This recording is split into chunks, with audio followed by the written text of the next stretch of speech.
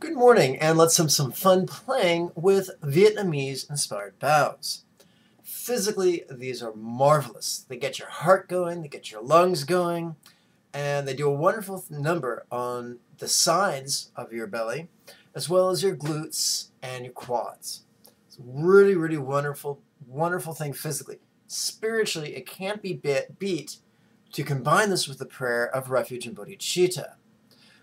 So, and don't worry, most people don't know this prayer, and that's okay. I've got it written down for you in English. And it can be found in the text entitled The Second Collection of Beginning Practices, which you can download for free off of one of my websites. So without any further ado, let's begin.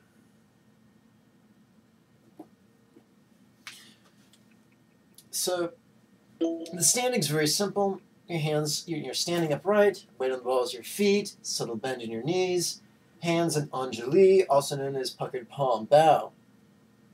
So we're going to start over here. And let me angle this camera down so you really see what's going on, because it's all about the footwork. So we start, let's see here. Even better. Okay. So we start with the left. In Tantra, in Mother Tantra, we always begin with the left. So we shift the right weight to the right foot. We step back into a knee with the left foot, and we kneel with both feet. Then we gingerly come down to our forehead. We push back up, bring our hands back into Anjali while simultaneously twisting to the left. Notice I'm on the toes of my feet, not the heel. And then we push into a standing position. That's the first half. Now let's do the second half. Lunge back with the right leg. Kneel with both knees. Hands down, forehead down. Push yourself back up. Twist to the right. Notice I'm on the balls of my feet, not my heel. And then come into a standing position.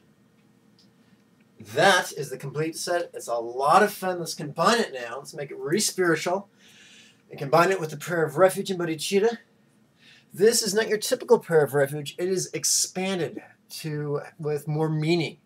Because anyone can prattle off a string of Sanskrit words. The question is, are we going to make this as meaningful a spiritual practice as possible?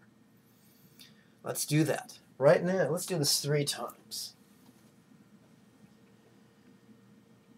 Eternally I take refuge in the possibility of Buddha's liberation from the tyranny of suffering and the tools of his teachings, and in the assistance, guidance, and example of his higher students such as my teacher.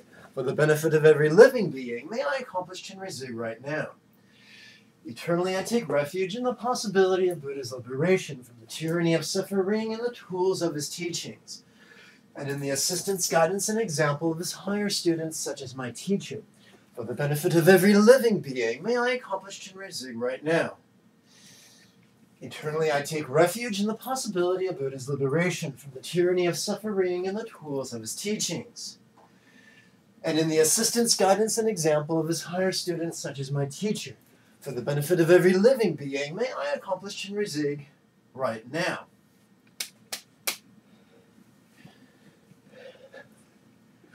And well, you can tell, I'm out of breath. My heart's going, and that's a good thing.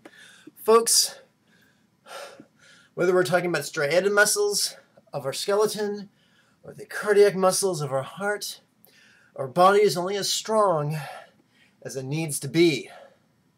The more you gently and sanely tax your body, the more it responds to the challenge. And of course, there's a happy medium. Understimulation makes the body turn to slime. Overstimulation creates injury and burnout and overtaxes the immune system. So you want to find the happy medium. I recommend doing this 3 times every night. And for your first week, 3 times every morning.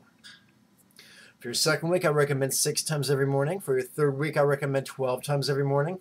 For your fourth week, I recommend 18 times every morning. And you guessed it, for the 5th week, I recommend 24 times every morning. Folks, do this 24 times every morning for 90 days and watch the change. Not only in your physique, in your lucidity, in your clarity, in your resourcefulness, but in your spiritual acumen, in your strength, in your sharpness on the path to enlightenment. This is a lot of fun. That's why we don't call it working out, we call it playing. May you and yours be healthy and happy. Om Mani Padme Hum.